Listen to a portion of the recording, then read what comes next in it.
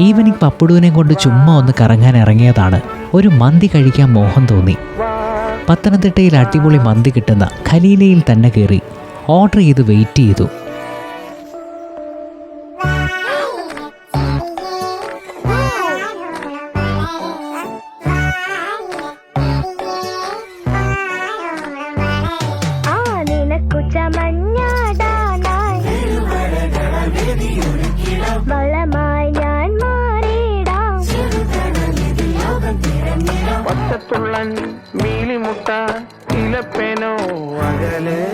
കാത്തിരിപ്പിനൊടുവിൽ അമ്മുക്കുട്ടിക്കുള്ള മന്തിയും എനിക്കുള്ള പ്ലേറ്റ് ഷവർമ എത്തി.